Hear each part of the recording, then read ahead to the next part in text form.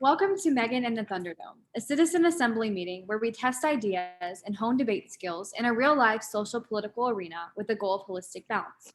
If you'd like to participate, find out how in our podcast description.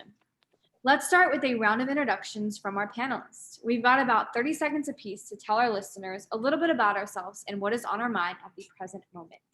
So I will begin. My name is Megan and I am from Texas. And my points of interest include restoring the family as the unit of a strong society, largely through education and proper nutrition. So I will now ask Dan Bader to introduce himself. Yeah, I'm Dan Bader. I'm in Chicago. I have 4 areas of current interest: public health, mental health, abrupt climate change, and the current COVID-19 bioweapon vaccination situation. Thank you. Awesome. Thank you for being here, Dan. And I have my friend Ava with me. Hi. So she's going to be listening, but go ahead and I'm introduce just yourself. listening. I'm Eva from Texas, also San Antonio, and I'm just here for a couple of days with Megan. Yes. Thanks, So Ava. Nice to meet you. Great. So we'll go over to Daniel Tweed. If you could please introduce yourself. Hey everyone, Dan Tweed for Thousand Oaks City Council 2022 KK6 VDR for ham radio people that are out there. I'll be appearing with a booth next to the Conejo Valley Makers at this year's street fair, the Rotarian people put on. So look for that booth October 17th, which is also World Poverty Awareness Day. And also the anniversary of the signing of the Declaration of Human Rights, a very important document that we should all treat as supreme law of the land. Thanks. Awesome. Thank you, Daniel. Cesare, would you please introduce yourself? Hello, everyone. I'm joining you from outside of Chicago. Sorry, so many things on my mind. It's raining and it's still hot. It's this weather. Anyways, I'm looking forward to this discussion.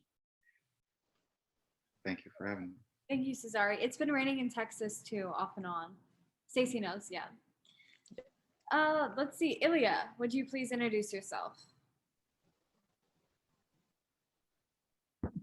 Yeah, hello, my name is Ilya. I'm from Ukraine, and what's on my mind is currently, so I've listened to Dan Bader's presentation on anger and anxiety, and he mentioned that the diet is important, and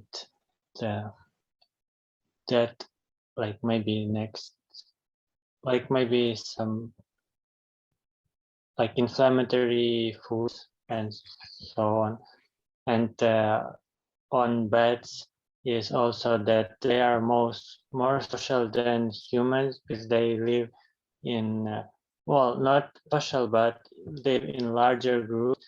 That's why they spread a lot more different viruses, and they are immune to them, unlike us.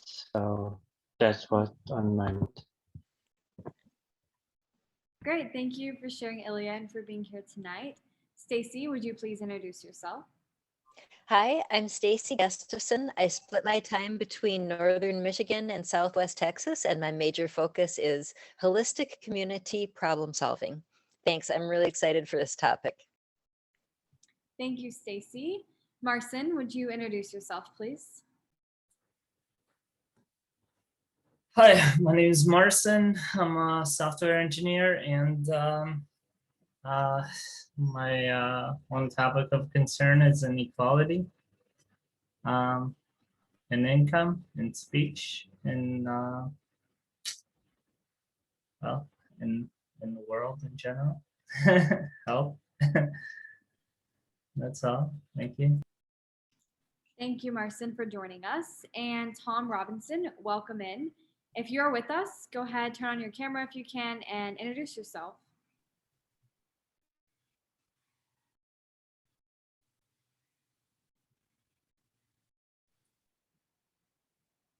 Can anybody else hear? Oh, okay. He may be having trouble. It took a long time for him to log on. Okay. Well, if he can, yeah, I guess if he can Post in the connect chat. later, then he can post an introduction in the chat and we can read it off. But we will now go over to Ramses, who is our speaker tonight. Would you please introduce yourself? I'm sure. Thank you, Megan. My name is Ramses. I'm from Montreal, Canada, and it has been raining today here, and now it's sunset. It's so beautiful. Yes, I bet that is kind of similar to here as well. Okay, so Tom is saying he's having lots of Zoom trouble. Okay, Tom, if you can hear us, we are happy that you are here, and we look forward to a great discussion, and hopefully it works out for you so you can join in. But we're going to go ahead and move on to the presentation of today's idea, which is going to be presented by Ramses. And the title of Ramses' presentation is Why You Should Support Israel and Not Palestine. So as we know, there is a conflict going on in Israel right now. So it's a very important discussion, and I'm happy that we are talking about it. So now, Ramses' idea is written up in Egora-ilp.org, and Egora is an online platform where people from all around the world can turn their ideas into policy to build a better world. So Ramses is going to start screen sharing and proceed with the reading of her idea. Sure. I also shared the link in the chat.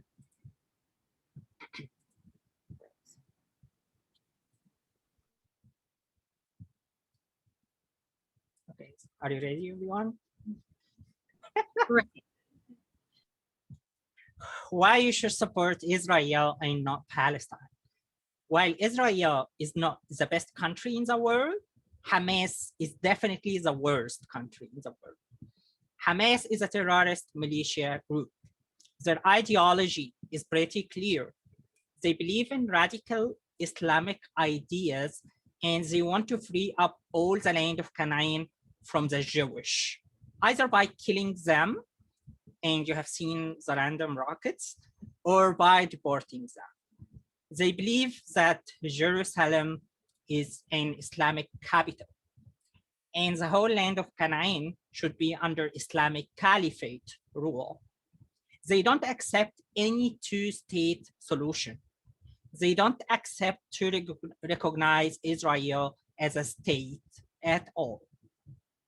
First time you hear this, I hope it's clear enough.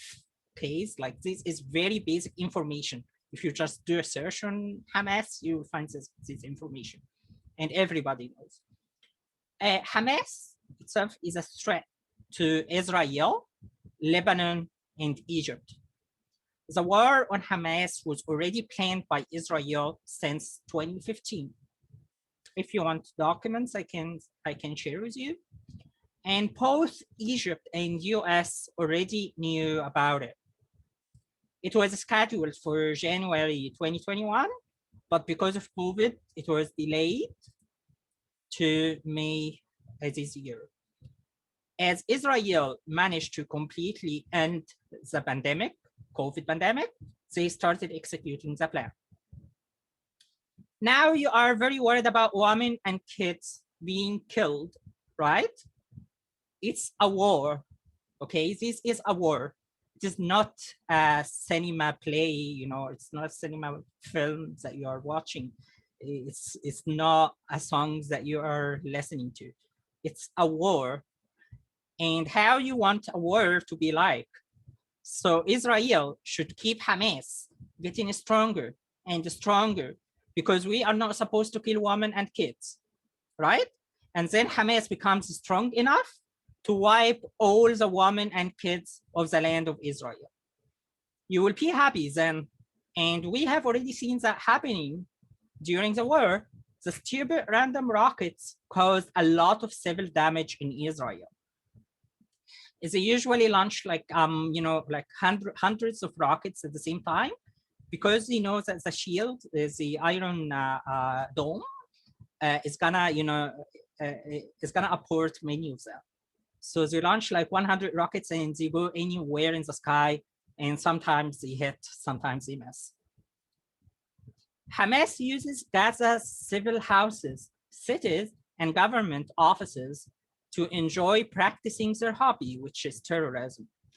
The only solution is to destroy these buildings. Israel sent the civils as many alarms as it could, and there are videos if you want me to share. Israel also published videos of aborted military operations in order to save civils.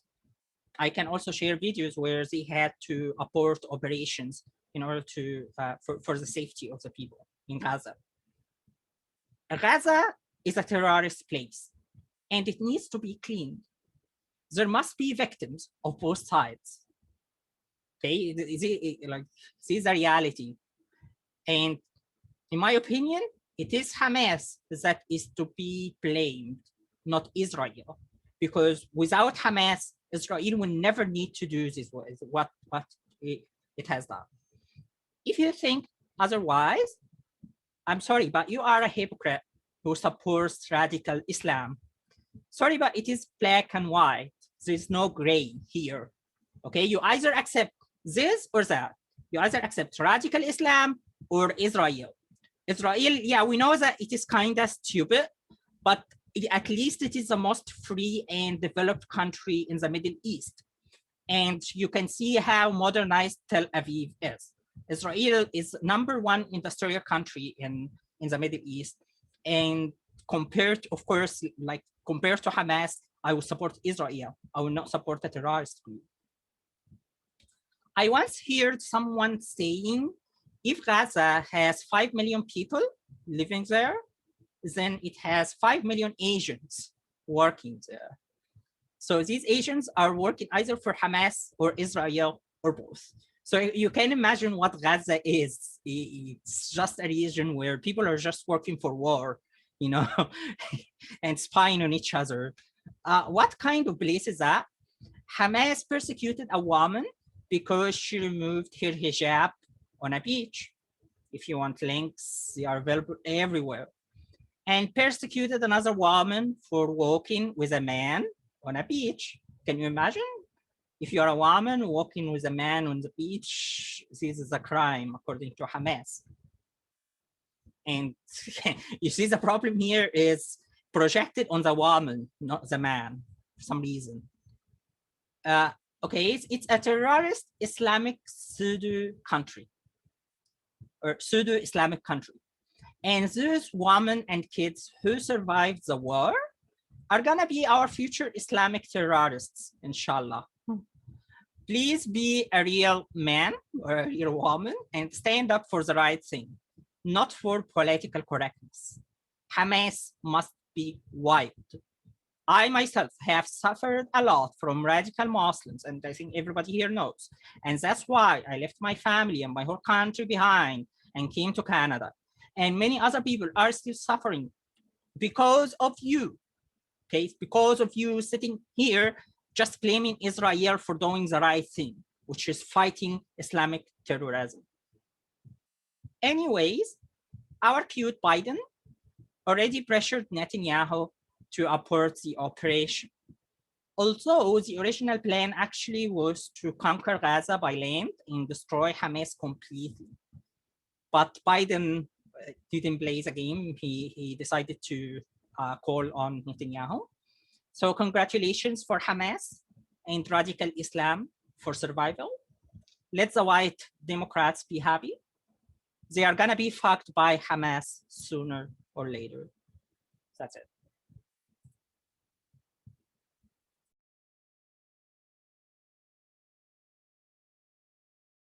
Wow, very powerful, very great presentation, Ramses. Thank you so much for that and for the effort that you put into it. So we are going to take a vote of initial agreement to see who is in agreement with this idea. Just a show of hands.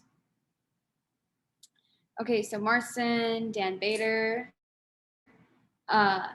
Okay, Marcin said no. Okay, he had his hand up. Okay. I'm also half because I agree, but also I don't know enough about the background to make a solid decision, but I am more in support than I am not in support.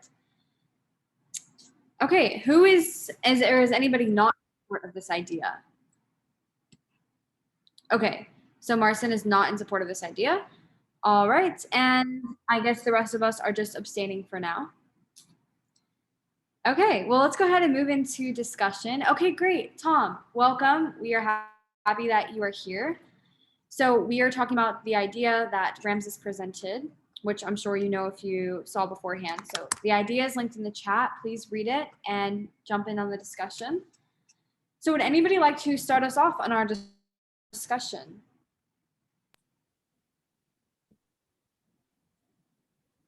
Marcin? Okay, so we'll go Marcin, Dan Bader, and then Ramses, I believe. I guess as I. Okay. Yeah. Okay. Ramses, what was that? So, okay, well, to make it easier, actually, let's put hand up in the chat so we can keep a better record. But for now, we have Marcin, Dan Bader, Cesare, and then Ramses. Okay. Okay. First off, I just wanted to start with what was that, and what do you mean by cleaning Gaza? Like, what do you mean? Do you mean killing everybody in there, or what did you refer to that? When you clean your house, you get rid of dirt. Okay. So this is what needs to be done. So let's say that you live in like a piece of land, right?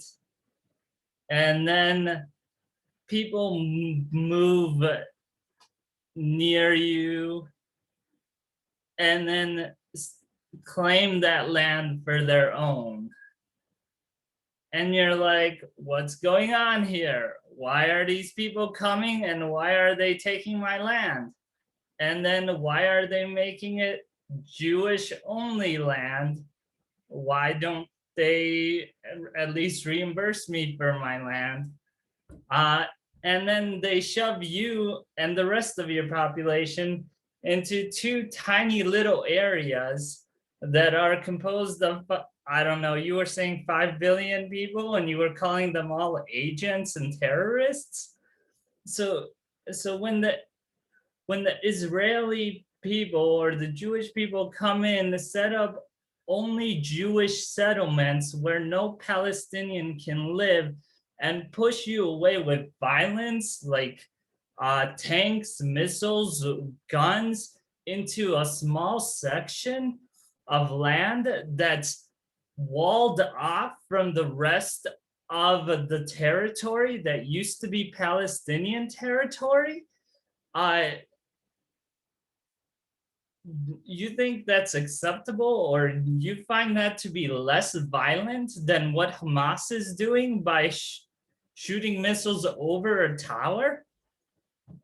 I just can't agree with any of it. It's like you don't take the context of that history into account. You're just like, Hamas is doing all this bad thing, but how did that situation ever come about? And why is Israel the saint in this whole thing? Okay, great points that you brought up, Marcin. Thank you for sharing that. Dan Bader, you are up next. Yeah, thank you. So I do think that the context is Marcin is raising, and also Marcin is laying out to a degree some historical factors that motivate what's going on the Palestinian side.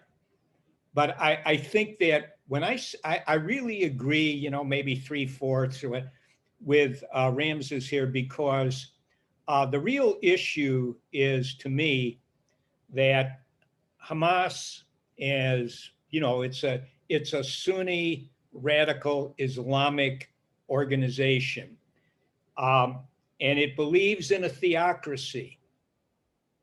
That is a huge problem. It's part of the context. And likewise, Hezbollah, which is the Shiite radical kind of Islamic theocracy type of grouping.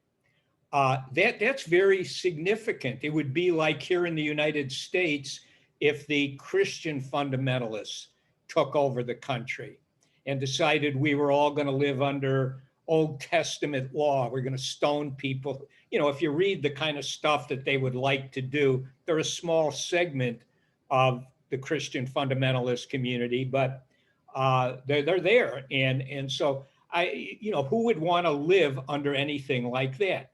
And so I think the nature of who the people are that are perpetrating the violence is significant. Now, as far as Israel, and likewise for Israel, if now Israel is kind of it's in a way it's a very tribalistic place. You know, it has fundamentalist aspects to it which aren't any good. If Israel was a completely Jewish fundamentalist state, it would be a nightmare. And equivalent to what you could expect from a Christian fundamentalist, an Islamic fundamentalist, a Hindu fundamentalist, you name it. It's going to be very unpleasant, very authoritarian, very repressive. And so I think that, you know, when it gets talked about, it's kind of like, yes, there are, you know, the people who formed Israel basically were not interested particularly in what other people thought about what they were doing, because they were coming, you know, it's kind of like if you talk to the average Jewish person, maybe not anymore these days, I have no idea, but if you do, you know, you would always get the kind of tribal orientation. In other words, you know, the Christians hate us, the Muslims hate us. If they could ever get control of us, they'd finish off what the Germans did under the Nazi years. And so you have, you know, so the people who live in Israel or who are Jewish, and it may be very, I'm just back decades ago, I know that this is pretty much how it was. And so, you know, it's a very tribalistic situation. And if you assume that the people who are you're struggling with, that if they ever get control over you, they're going to completely annihilate you, then it's very hard to maintain much control. And I'm sure that Israel, if it thought it could get away with it and it had a green light, would probably completely obliterate Hamas totally.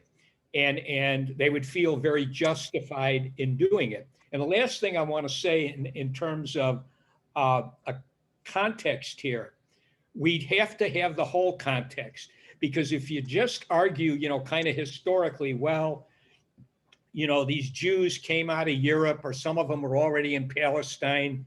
They basically were able to, with the help of, say, the British, or, you know, they were able to pretty much dislodge the Palestinians who were living there, and they just basically took over. Well, that's not something which the Palestinian people are going to appreciate. It's part of the historical context, but the history of Islamic fundamentalism is also an issue and also a problem. And the forces that are operating in play today are very much fundamentalist. And so it's a very complicated situation. And the last thing, you know, I saw some years ago, I saw some women in the Israeli military being interviewed. And, you know, one of them said, well, you know, at this point in time, we're becoming a little bit fascist here, you know, in terms of how they felt. And, you know, again, the situation with children, you know, that's always very emotionally arousing, and it should be. But we have to remember that what kind of an educational input is being given to children. If you're being raised to completely hate and believe that the right thing to do is to annihilate another group, that's kind of a problem, you know, and you're not going to necessarily have all the empathy in the world if you look at things that way. And anyway, I just wanted to throw those thoughts out there. Thank you for the time. Thank you, Dan, for your input and for your thoughts. We will go ahead and go to Cesare next. I think we should bomb them both. Just wipe them both out. They both suck. No, I'm just joking. No, but I mean, they do both suck. I don't think we should bomb them. But yeah, Israel is a theocracy. It is. Now, it does have a lot of democratic processes and institutions in place, and it's a pretty progressive theocracy, but it's still a theocracy. Like it is a religious state, and that's a big problem. That does not lead to good things. I think, I mean, if we're talking about, for example, USA militarily supporting countries, I mean, we should do business with whoever, just like the Jews, right? Whatever makes the money. So you know, sell our weapons to whoever, as long as it's not going to bite us in the ass. Quality or training purposes. I think we're getting some noise here. If you're calling Joy. So Yes, I did. so yeah, no, so I mean, I think we should be trading with whoever is selling weapons to whoever pays the most, right? As long as we're not expecting them to try to fight us anytime soon with those weapons. But the point is that we should not be helping them as a theocracy until they actually separation of church and state. That's the greatest thing about, you know, about USA. It's freedom of speech and freedom of religion. And Israel needs to, well, actually, and that's the problem. Israel in itself, just the name, Israel, it's a religious name. Like, that's what it means. Actually, I think there should be a one state, one democratic state. It should probably be called Palestine, because that's like what the region is called, and it has been for like thousands of years. It just makes sense. Or whatever, it doesn't matter what the hell it's called. The point is, Israel is a religious name. So that would probably have to go, or whatever. The name can stay, you know, if the Arabs are happy with calling it Israel, but as long as it's actually, you know, democratic. So they have to fix that. They have to get rid of that, and we should not be helping them. If that means they get overrun by the Muslims, oh well, should have separated your church and state. I guess you didn't really think that one through. But I think we should expect the same thing of you know, of Gaza and the other territories. They should also become more well, democratic, secular. In general, just theocracies are bad. It doesn't matter if it's Israel, it doesn't matter if it's Saudi Arabia, it doesn't matter if it's Myanmar, they're all bad. Just get rid of, or Poland. Stupid Poland is still like a theocracy. We need to get rid of that over there. So yeah, and Germany is still providing funding to the Catholic Church. What's up with that? Like, we have to separation of church and state. Y'all get with the program. I yield. Thank you. Very interesting thoughts and perspectives, Cesare. Thank you for sharing. We are going to go back to Marcin. You are next. It's my turn. Oh, I'm sorry. I did skip you. I'm sorry. Ramses and then Marcin. Go. Because I need to reply to Marcin. Sorry. Yeah. So first of all, you are talking about a country that has been established for 70 years and is recognized by the whole world. Okay, and the people who did what they did in the 1940s are now dead. Our generations are now born. We found ourselves in Israel, in Egypt, in wherever, and we need to live together. There's no other option. Okay, we didn't choose to be born in Israel. This is one thing. Second thing is, it is not about the Jewish traveling to Palestine and taking their land. This didn't ever happen. What happened is, actually there was no Palestine, okay? There was never a state that was called Palestine. There was the Ottoman Empire. And the Ottoman Empire was like, it was annexing Palestine, okay? And it was controlling Palestine. But because Ottoman Empire is Muslim, of course, Arabs will be like, oh, okay, sure, yeah, that's not a big deal. And now, after World War II, Ottoman Empire ended, okay? And the land had to be controlled by someone, because obviously the people who live there cannot create a government for themselves. So Britain had to stay in Palestine for a while until the people can make a government and we can leave Palestine safely to the people. But what happened is many European immigrants immigrated to the Middle East, not just Palestine. Egypt, Alexandria, where I lived, had a lot of Italians and Greek people and Jewish people as well.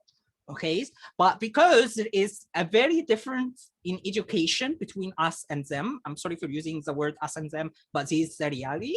Most Palestinians during that time were actually like Berber, you know, they are not educated and they are living in very small villages around Palestine.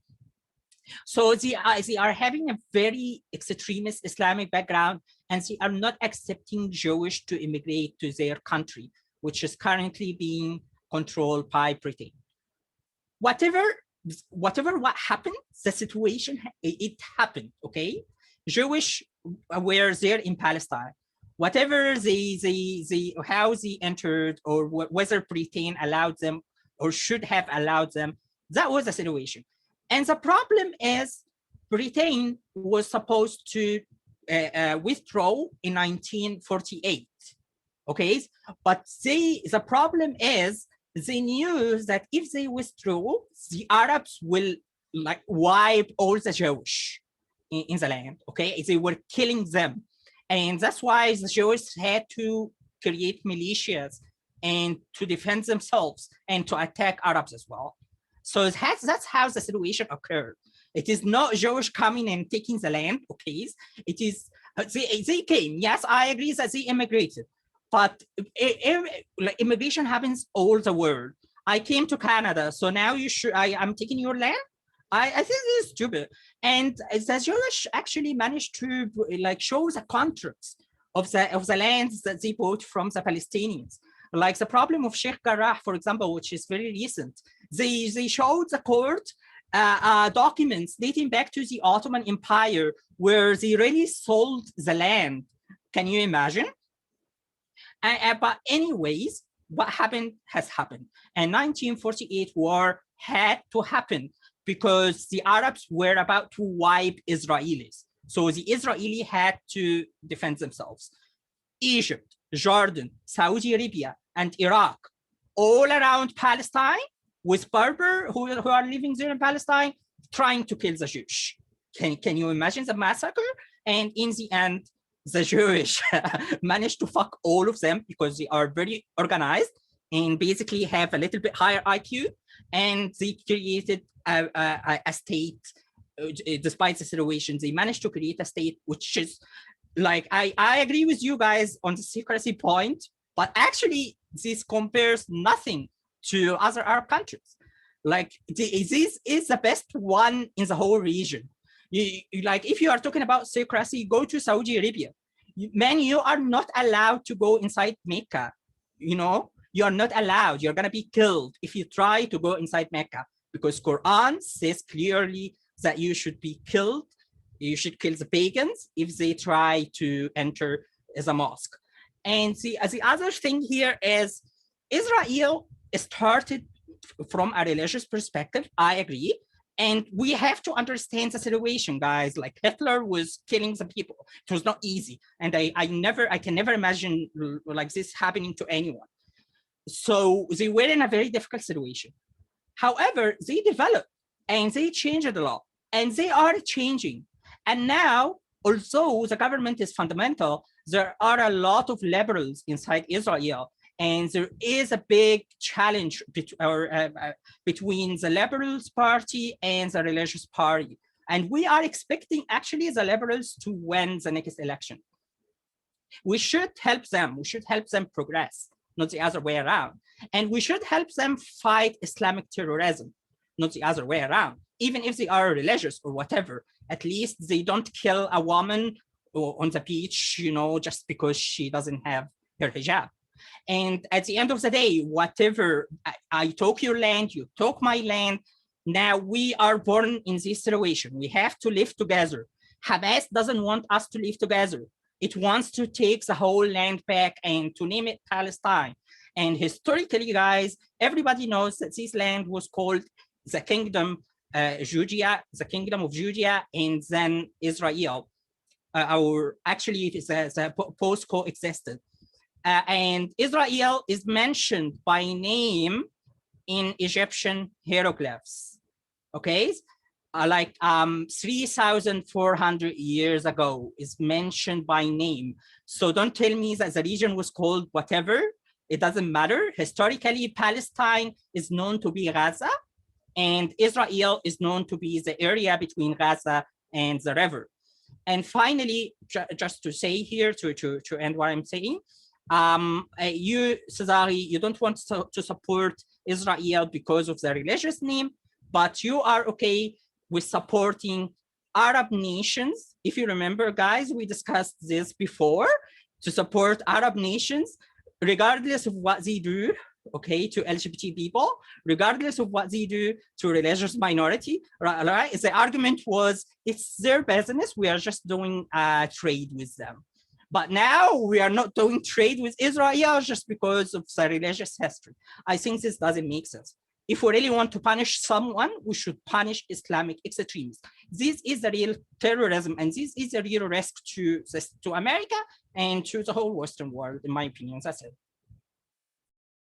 Great, thank you so much, Ramses. We will now jump back over to Marcin.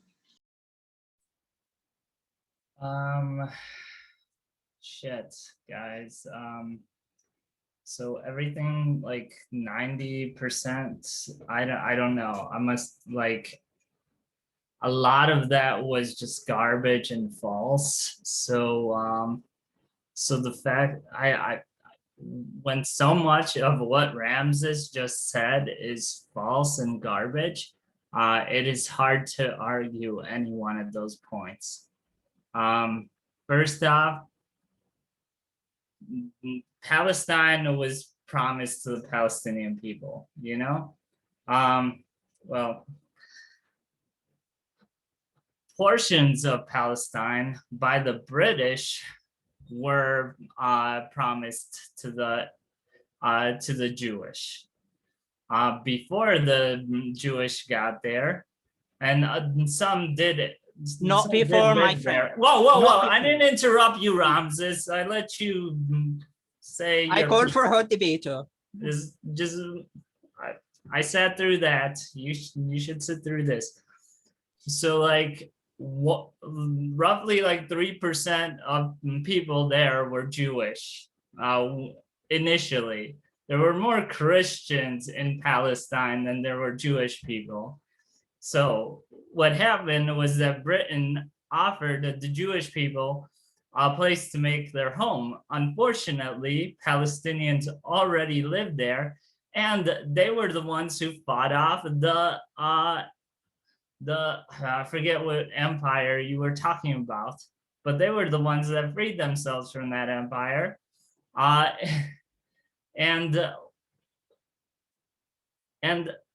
about immigrating into that country, about 400,000 Jews immigrated into Palestine due to them being optimistic that they would have a land of their own, since at that time there was a lot of nationalization of different countries. Everybody was super nationalized for some weird reason, and the Jews wanted a country of their own. So when Britain told them that they could have a country of their own in Palestine, a ton of them immigrated.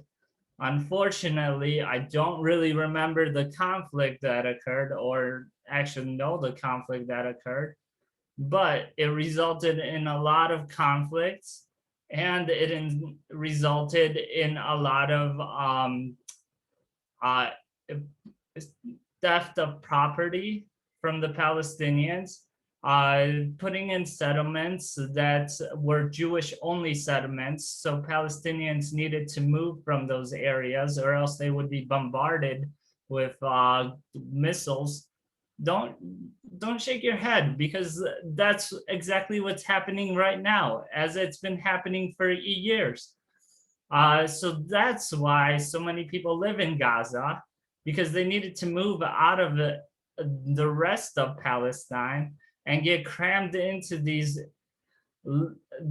this thing that's called an open air prison, that's currently being bombarded by Israel, as Israel's been bombarding Palestinians for quite some time. I believe they call it mowing the lawn or mowing the grass every couple of years to trim down Palestinians. And I'd just like to say that the majority of people that live in Palestine and Gaza are children, because the life expectancy there is so minimal that most people that live there are under 18. And due to Israel bombing Palestinians and Palestinian hospitals and Palestinian schools and Palestinian energy plants, and even the Palestinian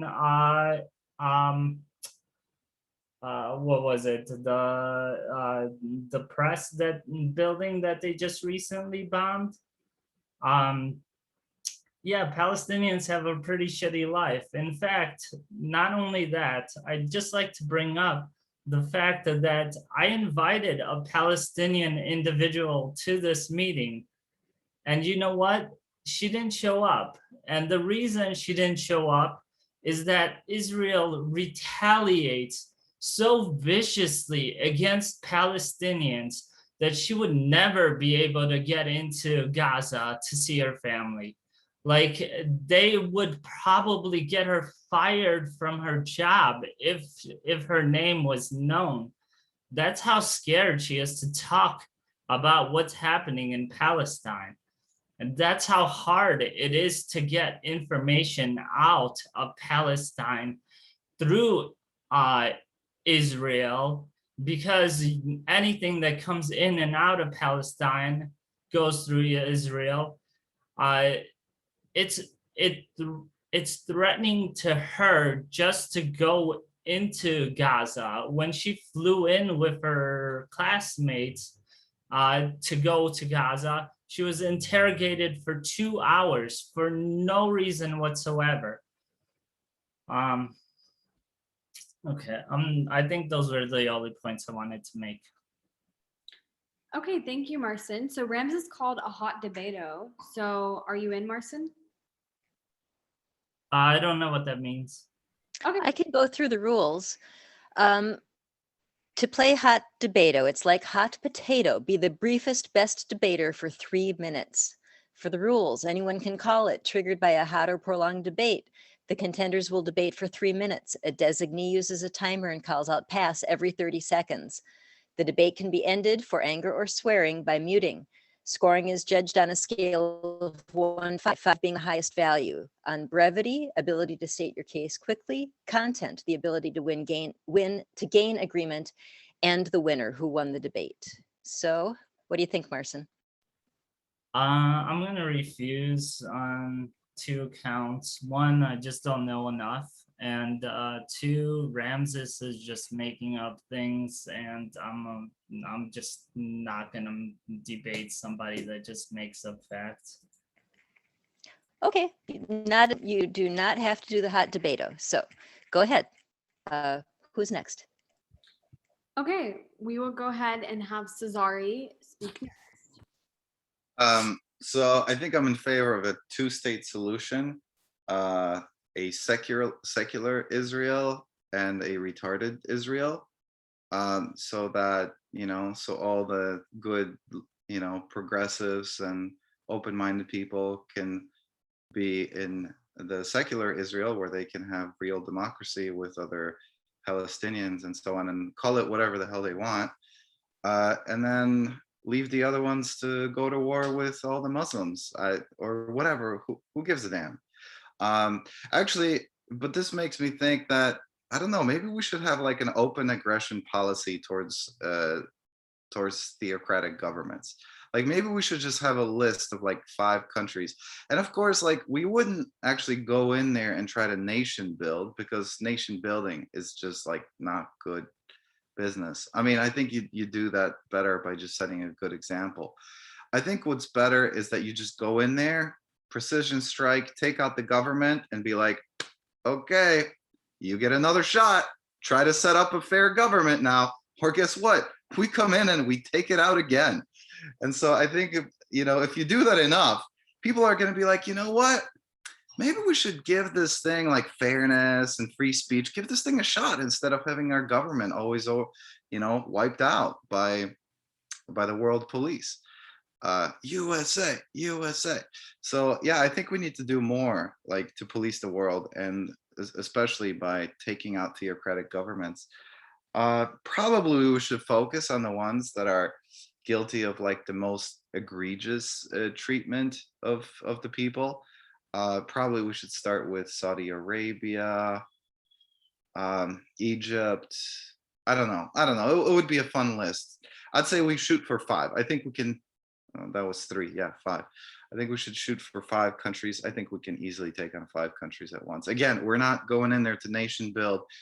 We can totally just take them out. Just take out the key figures and, let the people start from scratch. And of course, in the process, you're maintaining good relations, economic relations, so that people can learn. They have access to information, science, China. Oh my God, we totally got to take out the Chinese government. So the Chinese government and North Korea. All right. So Saudi Arabia, China, North Korea, Egypt. Another one. Let's hear it. But who's with me? Who wants to take out some governments, y'all? Totalitarian, religious, theocratic governments. I yield. Okay, Cesare. Well, I skipped myself, so I'm up next. I don't really agree with that, actually. I think individual states and countries should govern however they choose. And I actually think what's happening right now is natural, because that's how it is. It's tribalism. So that's what would happen in nature. It's what's happening now. People are war is also natural. Conflict is among humans is also always going to happen. But what I find interesting is usually with wars, and I like to look at the bigger picture, because it seems like the wars are most often an issue either created by or with more significance on the government than it is the actual people having conflict with each other. Usually it is the government. So I do find that interesting. I wonder what normal people who are living in Israel right now, not any ones that are shown on the news, because a lot of things on the news are either fake or over exaggerated, but just normal everyday people, what they would say about what is happening. But on the topic of tribalism being natural, I think people are going to always stick behind who they support. And actually, I guess that's all I have to say now, but interesting discussion, interesting points that everybody is bringing up. Okay, so after me is Dan Bader. Okay, yeah, so to follow up the discussion is it's kind of, kind of unfolding. So again, to go back, Marson is taking a certain point of view or a narrative, which has some validity in terms of the narrative itself. And I may not be stating this correctly, but it's kind of like, well, the Israelis, the Jews, the Israelis, they stole the land, they moved the people off. That wasn't right. You're not supposed to conquer and steal from others. And then they've basically never compensated or paid for that crime, as I think they call it, the Nakba or something of that nature. Now, that's part of the whole situation. But I think that, again, what Megan was saying, this is a very tribal look. Today in the United States, right? Well, how can the white Americans be entitled to anything? They just stole the land from the Indians. And down in Mexico, how can the Mexicans, the Spanish-derived Mexicans, be entitled to anything? They stole the land from the Indians. You can go around the world and you can go through history and you see, again, tribalistic conquests and then rationalizations for why it was necessary and so on. And we see empires come and they go. And the thing about this one, which I think is really difficult, is it's totally tribalistic. And these are enemies. These are very, very, incompatible groupings of people. You're not going to, and Israel, again, it is partially theocratic. It's a mix, as Cesare pointed out, where you have a component of democracy there. You have, different institutions which are similar to what we have in the United States or other Western democracies. But there is definitely, it's a tribal place. It's, as far as Israel's concerned, it's for people who are Jewish, and it's even a blood tribal thing, right? If your mother's Jewish, you're a Jew, kind of a thing. And when we go to the Islamic fundamentalism, it's the same kind of a tribalism. It's very, very, pretty much, as he said, it's everybody's set in their ways and they're enemies. And when you have two groupings which are enemies, it doesn't get resolved very, very easily. And the United States, our own country, our own culture, we've been the dominant empire since the end of World War II. And a lot of times, it's kind of like, well, we're going to settle this up. We're going to tell the Palestinians and we're going to tell the Jews, the Israelis, we'll tell them this is what you're going to do. And if you don't, we'll penalize you and so on. Like, the United States is the paternal figure. But actually, if you're living in the Mid-East and you're a member of the Israeli Jewish tribe, or you're a member of Hamas or Hezbollah, which are not particularly compatible. If you're in one of these tribal kinds of orientations, and in the Mideast, they're religious, much more than nationalistic, they're tribal. It's a whole tribal place. You've got the Sunnis and the Shiites who have problems, different Islamic tribes. If you're talking about people who are enemies, it's very hard to settle it up unless there can be some empathy for the other side, unless you can put yourself in the shoes of the other and try to understand what it is that's motivating them, the good, the bad, and the ugly. And and that hasn't been able to occur. And a lot of people could conjecture, why that is. And the final thing I'd just say on the, Israel, for a long time, from when it was formed in 47 or 48, after World War II, its main purpose, or at least what one of its main purposes was, this is going to be the place where the Jews around the world can escape from the persecution from the Christians and the Muslims, essentially. This is going to be a place where people can escape to. And as time has gone on, and as Israel became more and more a militarized state, right? Everybody, theoretically, everybody should go into the military. There are the exclusions, some of the religious, Orthodox, and so on. But Israel has become a militarized, really kind of a militarized fascist type of an entity. And it's all about survival. And one of the things I think that is important there is that they evolved what they call the Samson option way back. And that was, once they got the nuclear weapons, once Israel became a nuclear power, what they were thinking, or what the policy was apparently, was that if Israel is being destroyed at a given point in time, then they were going to retaliate and bring down potentially the entire world. Now, that's a pretty ugly, emotional kind of a place for people to be. Including in the early days, I think it was, we're going to go ahead and we'll take out Germany. We still owe Germany, for what they did, for what the Nazis, the fascists, the Germans did, that kind of thing.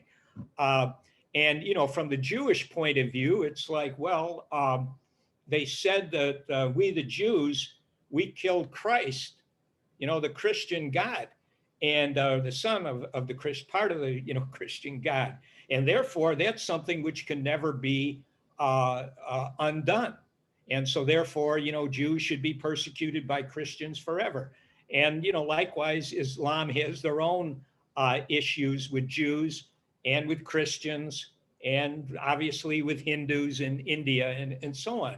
These are all very tribal situations. I agree with Megan that, when you have these tribalistic formations, they're going to try to behave in what they perceive to be the interest of the tribe. And if you want to dissolve that tribalism between Israel and Palestine, then a lot of other tribalisms need to go into the conversation, and people need to start discussing kind of the way we're doing it here. And final, because I know I'm taking a lot of time. Here in the United States, for me, it's clear that this issue of Palestine and Israel is just sort of, it's gone into the meat grinder of, whatever, the progressive, cultural Marxist kind of forces that are very much in play right now in the United States. In other words, Palestine is, Hamas, Palestine, it's all good. They're victims. They are victims. They have been mistreated from their point of view quite a bit, and it's easy enough to see. But at the same time, their intentions and what they have done to other people in other places is just as bad as what they claim is being done, which is being done to them. And in order to settle this kind of stuff up, everybody needs to repent and be honest about what their motives are, what they would do. And I don't have any doubt in my mind that if an organization like Hamas or Hezbollah or ISIS, when it was in existence, if they could get their hands on all the Jews and Christians in the Middle East, they would completely destroy them. I mean, it seems very clear, and they don't have much of a compunction. So you can't be having that kind of a motive and that kind of a goal and expect the people who you want to victimize to be okay with it. And again, everybody can, play the victim card, and everybody can, pretend that that's what it's all about. But it's very tribalistic, and that's all I got to say. Thank you. Great, Dan. Thank you for sharing. And we will move on to Stacy, who is next. Well, I've noticed that quite a few people have brought it up, and I want to say that we've got a state line, we've got special interests, there's a lot of money to be made on war. If there's peace talks, then somebody's going to throw a bomb over the border and make sure that they can make some more missiles. We are arguing exactly the way that they want us to be arguing, that it's a victim, but it's, I believe, special interests keeping things going. And I think a lot of people are recognizing that. So that's all I've got to say. Thank you. Great discussion. Yeah, I totally agree, Stacy. Great point that you brought up. So up next is Daniel Tweet. Yeah, I wanted to give a few comments actually. When Cesare was saying, get in there and blow up their governments until they fix it. That's a clever, kind of dramatic thing. I would say, let's do some targeted hostage rescues. There's about 40 million people in the world that are held as straight up slaves. You know, I'm not talking about the 1/3 of the world that's held in countries that they can't leave. Okay, I'm thinking that, you know, human trafficking, human enslavement, and by the way, it's mostly Muslim countries that have this human slavery problem going on. That's why Jefferson sent troops to, you know, Tripoli, because the Muslim Barbary pirates were enslaving U.S. sailors. That's why Catherine the Great sent an army down to Crimea to get rid of Muslim slavery there in the 1800s. So, you know, there's a pretty bad track record in history. I'm not saying that any side is blameless and any side is innocent, but what would be good to do actually is a unbiased historical balance sheet. Let's have truth and reconciliation. Let's go back through history and make a plus minus tally sheet so we can get some truth and reconciliation and see exactly, you know, the magnitude of the harms balanced in the light of history. You know, Islam compared to Christianity, it's a pretty young religion. It has not had the equivalent of a Protestant Reformation, for example. There hasn't been the equivalent of a Martin Luther, you know, to call Islam out for all the radicals. So, you know, in the light of that, maybe we need to be a little more tolerant of how, you know, they're still working through their extremist ways. So there's that. And then, yeah, surgical strike teams to take out the worst of the enslaved people. And as far as the unfree people in the world, let's build some giant refugee ocean islands where they can be, you know, they can make their way to them and they can live without fear of being executed by gangsters and, you know, and oppressive governments. You know, we're supposed to be leading the free world here. We shouldn't be doing it by blowing things up. We should be doing it by rescuing people strategically and surgically. And that's my comment. Thanks. Beautifully put, Daniel. Thank you for sharing that. So we're going to go to Cesare, and then we're going to end with Ramses and move into closing remarks. So Cesare, go ahead. So I think we should put together a standing, like, international task force that just goes into countries and takes out oppressive regimes, and it just keeps rolling. Takes out one, you know, there's already a committee planning the next strike, and just keep going around the world, you know, without stopping. Until, I'm just thinking of like what would be a good measurement to say, like, okay, we actually took out all the bad governments, you know, all the bad and oppressive regimes. So hot debate-o. So yeah. What do you think is going to happen? There's going to be a power vacuum, dude. You're not even thinking strategically. Do you want the hot debate-o? And no hot debate-os for me.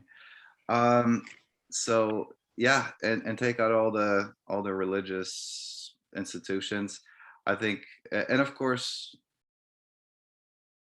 we should probably support, you know, more fractural, basically more. There needs to be a lot more sovereignty for all these different people. So if, you know, if there are states that have certain ethnic or cultural or national minorities, if they want to, for example, the Kurds, we should be supporting the Kurds, their independence.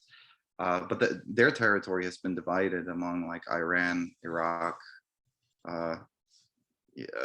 Turkey, and so yeah, I think we should be helping them get their independence and develop their own states, and instead of being as part of these larger conglomerates that end up then suppressing these minorities that are seeking their own independence.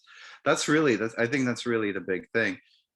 They should be seeking their own independence, but at the same time, this planet belongs to all of us, so that that independence better be based on democratic values, or else you're finished. We go back to the drawing board. So yeah. But yeah, I think we need like a constantly moving task force. So it, you know, it's all, you know, after it strikes one place, takes out one thing, it doesn't skip a beat. It's already going on to the next place to actually send a message. We're coming to get you. So when has that worked? When has we not created a power vacuum by doing that? Can you name any examples where that's actually worked? We're not concerned about power vacuums. People will fill power vacuums. That's not a problem. Just if the wrong people fill the power vacuums, goodbye. So don't fill the power vacuum if you're not the right people to fill the power vacuum. How about that?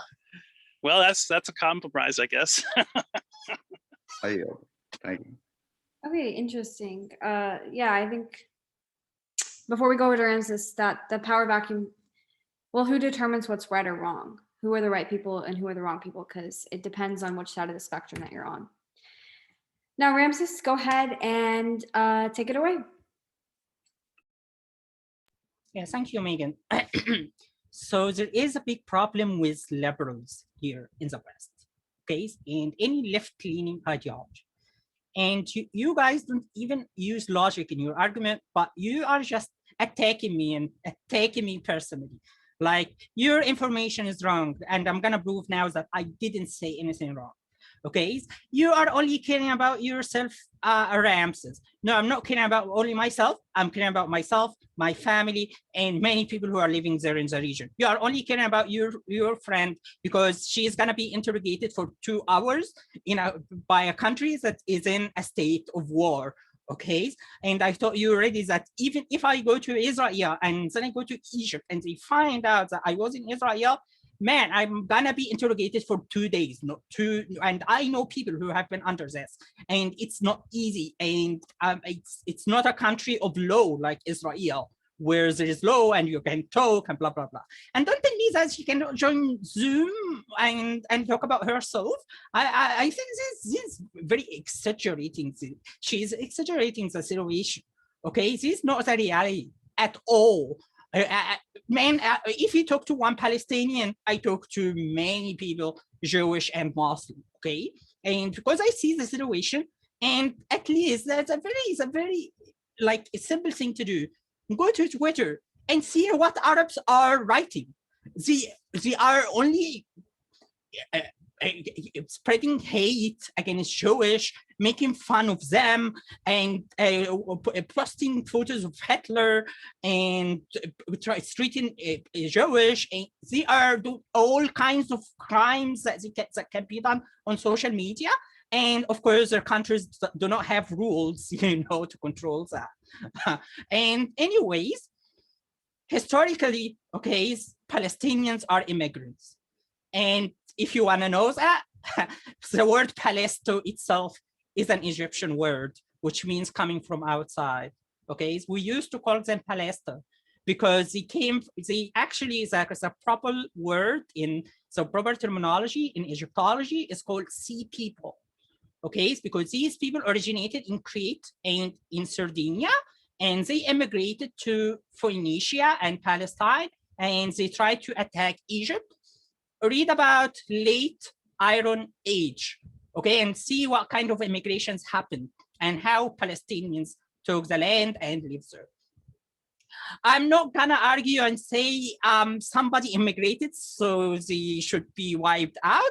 That's not true. Then all of us now need to return to all of our countries of origin, right? Like after 500 years, guys, you should return to Poland, and you should return to Britain, and you should return to Germany. What about? Like, this is so stupid, seriously.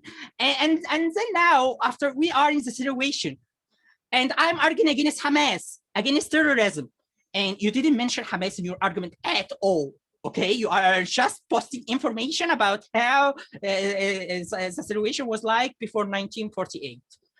I don't care, my friend. I only mentioned that situation in order to clarify information, because the problem here is people don't study Middle East history here in America. Like, we don't care. Okay, but in Egypt, I did study the whole thing from the start of civilization to all what happened until 2011. And we know pretty well that Jewish were under big risk, and that's why they really needed to defend themselves. Either be died in Germany or be died in Palestine. Choose your fate. I think this is unfair to anyone, and I think this really gives Britain a reasoning for why it should have given the promise Balfour's promise.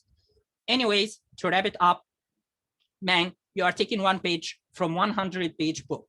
Okay, read the whole book, understand the whole context, know where we are right now, know who you are defending, okay? Before you call me that I'm thinking about myself because I don't want to be cut head. And that's it for me. Well said, Ramses. Well, we are going to go ahead and wrap up the discussion and move into closing remarks. Very interesting discussion we had tonight, and I will go ahead and start us off. So to kind of tell off what Ramses said, yeah, I think attacking the person is something we should stay away from, just in general. It just got me thinking because I know it's one of the logical fallacies. I don't remember which one it is, but yeah, I know when we tend to attack the person rather than the material presented, it becomes an issue because it's a lot easier to attack the person than it is to debunk information that may be true or not true. Also, another remark I wanted to say is this is my personal opinion, but I think the hot debatos are really fun. And I think that if somebody declines a hot debato, then they should automatically forfeit. And the person, and then automatically the one who wants to do it, but the other one doesn't, is automatically wins. So that's just, I guess, a little fun thing that I thought of. And also, once again, I think it all goes back to tribalism, and Dan Bader elaborated on that really well, that the Israelites are always going to stick and band together for the most part, just as the Palestinians are going to as well. And I don't think a conflict like this could actually really be avoided, because somebody mentioned earlier that if you have two theocracies that come and clash each other, usually it will be the strongest that wins. It's just nature. It's just how it is. We are naturally conditioned to love, support, protect, and repopulate our own people, whoever we see that as. So, but overall, I think there's a lot more to the story, of course. I think also thinking in black and whites can also be detrimental as well. But overall, I do support the idea, and I stand behind the Jewish people and Israel. So would anybody else like to start us off with closing remarks? If not, I will call on somebody. Dan Bader, go ahead. So again, it's a difficult conversation on many levels, and because again, there's so many factors, and you have to be able to generalize beyond. For example, yes, the Israelis, the Jews in the late 1940s or during the 40s, they ended up conquering, or whatever you want to call it, Palestinian lands. And that happened. But on the other hand, if you look around at reality in history, you see it repeated over and over again. And it is tribalism. The Jewish tribe, if it could have its way, would probably like to decimate or see disappear all of its enemies. Likewise, the Islamic tribe is going to feel the same way. This is very primitive. We're all hardwired to be tribalistic. And the thing, you can't get rid of that, but it can be controlled. I mean, I can see that another human being who comes from a different tribe, whether it's racial, a racial, ethnic, religious, whatever, I can see that person and myself are mostly similar. We have the same drives, we have the same emotions, we have the same kind of use. We may speak different languages, but the structure of the languages basically is the same, and in terms of purpose. And therefore, we should be able to restrain the tribalism. But the way the world has been and the way it is today, it's not happening. And I think it's really regrettable because it just continually divides people, makes people hate and fear one another. And that's what you have in that Israel-Palestinian situation. They hate and fear one another because they know that each side knows that the other would like to completely obliterate the other. That just can't be. And in the end, something could happen, where one side does get obliterated. That happens sometimes in history. But we shouldn't support these tribalistic conflicts, use the rationalizations, the justifications. It's kind of like, well, this happened in 1947. Therefore, that's where we start. You stole from me, and now I need to punish you for stealing from me, and so on. It needs to be talked about in a much more serious kind of way, and being willing to take into account the other side. You know, you may have one side, you may be a member of a certain tribe, but put yourself in the shoes of the other, and try to imagine what they're thinking. And then they need to do the same for you. And maybe you can have a debate and come up with some sort of a solution. Anyway, thank you. Those are my closing remarks. Great point, Stan. Thank you. Cesare, would you like to share your closing remarks? I just wanted to say that ad hominem arguments are not all fallacious. I'm not an expert in that. There are many instances under which you do actually have to attack the motives of or examine the motives of whoever is presenting an argument, or their expertise in something, because they might be basing something on their knowledge and experience, but maybe that knowledge is not really as good as it is, or experience. So there are appropriate forms of ad hominem arguments. Besides that, I'm just this discussion has inspired me to develop this idea for putting together an international type of coalition task force to take out all these oppressive regimes. I already have an idea about that, similar to that in Egora, but I do want to develop that idea further. And I think it's something we really have to consider, because there are way too many messed up things happening, and I think it will send a strong message. I think it's also important to acknowledge that we should be doing that instead of trying to nation build. It's just nation building doesn't work. People have to want to build a nation in order for that. Yeah. And of course, support more autonomy. You know, people are looking for sovereignty. Then we need to support those bids for sovereignty a lot more. All connected together. I yield. Thank you. Thank you, Cesare. Tom Robinson, would you like to share any closing remarks? Yes, I would.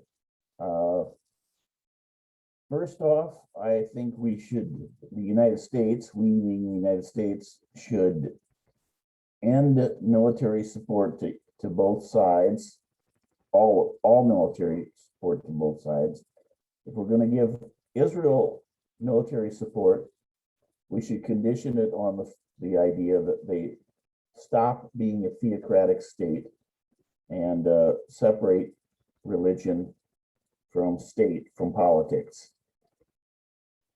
The other thing I think we have to strongly oppose is what the media likes to call Jewish settlers in the West Bank. They're squatters. They're violating international law, and that should be recognized in language as squatters, not settlers. So first you have to win the war of the terminology before you can win the discussion. I believe that's very important. I don't like Hamas.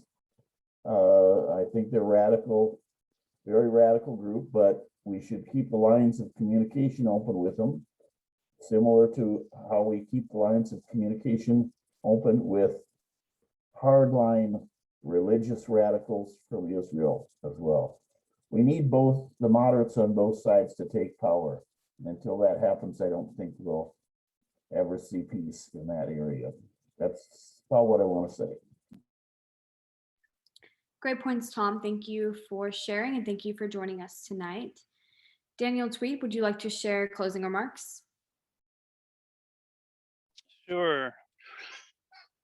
I think nationalism is or just as dangerous as runaway extremist theocracy, or theocons, you could call that. You could call these people that are conning people with bogus ideas that have to do with spirituality as theocons. I mean, that's what theocracies are made of is extremist theocon jobbers. So nationalism, I think, is properly counteracted with what I might call neighborhoodism, getting to know your neighborhood and the neighborhoods of people that you think are monsters. Let's say, I mean, there's even been these citizen to citizen outreaches between, Jewish people and Palestinian people, and those usually go great. They realize they're just folks trying to get by, and they don't need to be killing each other. There's a quote that one of the previous prime ministers of Israel, Golda Meir, said. I'll paraphrase it. She said, "There won't be peace in Israel until the Arabs learn to love their children more than they hate the Jewish people." And I think if you're willing to be tribal and violent, you're just ignoring your children. I mean, it's like that great speech that JFK gave that probably got him killed at American University, when he said, "We're all mortal, we all love our children, we all breathe the same air, we all live on the same small planet." Some people think he got wiped out because he was going to share UFO technology with the Russians, and that's interesting because the UFO thing is now apparently no longer a taboo subject for the Department of Defense. So that's an off-topic avenue. But you know what? It's not that off-topic, because even there have been speeches at the UN that said humanity would unite if we were faced with a sufficiently, onerous external threat. I think Reagan even mentioned that in a speech. Maybe it'd be a good thing if aliens attacked Earth, because we would all have to unite. And Cesare, respect that your former service person, and Marines have a great slogan, "De oppresso libre," from oppression, out of oppression, freedom. And I think that is in America's DNA. And I'm glad to be, running as a potential public servant in that vein. So I'll yield the floor there. Thanks for the conversation. Thank you, Daniel. Marcin, would you like to share any closing remarks? Yes, I would. Firstly, I'd like to defend myself. I don't think stating facts is attacking somebody as much as you guys would like to believe that's attacking somebody. Ramses has stated that he wants to go to war with these Islamic states that don't believe in LGBT rights. So that's just a fact out there. Fact. Secondly, I'm not the best person to defend Palestinians. Honestly, I cannot believe that I'm, one of the individuals out here that's arguing so vigorously for Palestinian rights. I mean, I really appreciate what Daniel said. I really appreciate what Tom said, and to Daniel, two Daniels in here. But I don't hear any Palestinian voices. And you know why? Because they're very much silenced by Israel. They're very much silenced whenever they speak up. There's constant cancellation of reporters that speak up for Palestinians. In fact, not all, but in a good majority of the US states, there is a law saying if you boycott Israel, you cannot work for the US government. You need to sign a pledge, or else they will cancel your job with the government. You cannot be a teacher in the US government if you do not sign a pledge saying you won't boycott Israel. This is how tight of a grip Israel has on the information that's coming out of Palestine. This is why my friend is scared to death to come on something like this and talk about Palestinian rights, because she fears retaliation, not only from Israel, but the right extremists within this country. I just wanted to bring up a few points. So one is that Israel is an occupying state or an occupying force. They have no right to self-defense under the UN legal system. They commit massive human rights violations, like evicting Palestinians from their properties, moving Jewish individuals into those properties, and then keeping Palestinians away from those properties. They do not allow permits for building infrastructure for Palestinians. And that might go to why they don't have electricity there, or a good educational system, or good hospitals, or any of that stuff. And I'd like everybody to consider the fact that this is a native people. Palestinians are a native people versus an occupying power, which is Israel. Those are the things. That's it. Thank you. Thank you, Marcin. I do appreciate, Marcin, the way that you did present your ideas too, and your passion too, and that what you're standing for. So I do want to say that. But we'll go over to Joy, if you would like to share any closing remarks. I was on mute. I'll reserve any remarks. I only got part of it, and so I'm just listening. Okay, thank you. Okay, well, thank you for being here, Joy. We appreciate your company. Stacy, would you like to share any closing remarks? Yes, I just want to say thanks, everybody, because this was a very volatile subject, and a difficult one. And not only did you guys bring so many viewpoints and sides and intelligent stuff to the conversation, I really enjoyed it, really appreciate it. But also, I think there was like no swearing, and we didn't get our hot debatos. It was just really well played with each other, and that is just so much appreciated. And I think that we're doing a great job of showing people how to do real deliberative democracy. Great, thank you, Stacy. And on something that Daniel said in the chat, that sorry to Marcin that your friend felt intimidated. Yeah, I do apologize for that too, because we really want this to be a safe place where people can come and speak their mind. Whether or not the group agrees or on an individual level, we are here to speak our mind and respect everybody's opinions, whether we agree with it or not. So please tell that to your friend. And if we do this discussion in the future, maybe a Wednesday Citizen Assembly group, that she can come and have a safe place where she can stand up for what she believes in. And last but not least, Ramses, would you like to close us off with any additional closing remarks? Sure, Megan.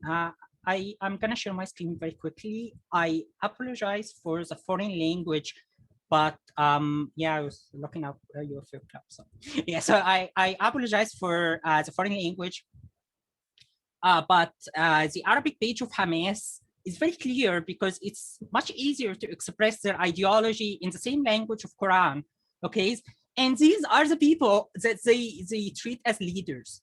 You know, these people, these are terrorists. These are considered terrorists in Egypt, and some of them were prosecuted because they are Islamic terrorists. What are you talking about? And if you keep reading here, or if you keep reading the English article, you know exactly, like, guys, it's all about Islamic radicalism.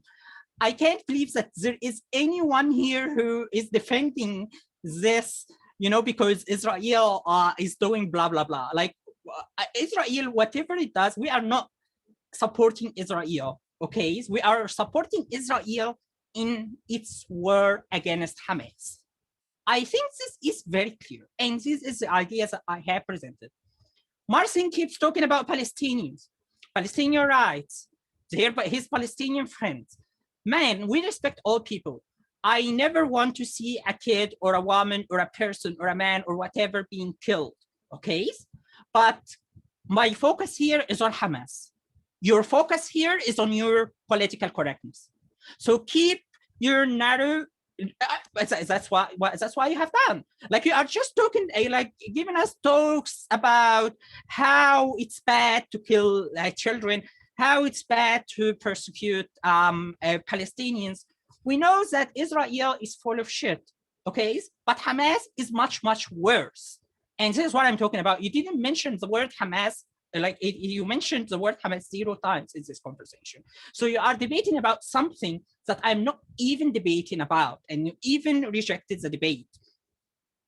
And again, to wrap it up, okay, Hamas is terrorist, is hiding behind civils. There is no open communication with terrorism. Okay, these people do not accept communication with you. They consider you as a pagan. Okay, so I don't know how to explain it, but like, man, just go to Egypt and say, hey, I'm an Israeli and I'm here to talk with you. You're gonna be killed. Like, it's just no joke. Someone will be running in the street with a knife and just stab you. These are the people that you want to open communication with. Okay, and again, don't argue from ignorance. Okay, and I will always use logic, nothing more or less than logic, because this is what I studied in school, and I know for sure that logic is complete and sound. These are the basic things that I have learned. I'm pretty sure logic is complete and sound, and any argument can be resolved logically using logic inference rules. And my logic here is, this is a terrorist group based on ideologies that is against all of us for the safety of Americans and all of the people who live in this continent. We should not defend them, or we should not stop Israel from attacking them, because they are a threat to us and to the whole world. And that's it for me. Great, thank you, Ramses. And thank you to everybody again. So we're going to go ahead and measure the agreement with the idea now. So show of hands, who is in support of the idea?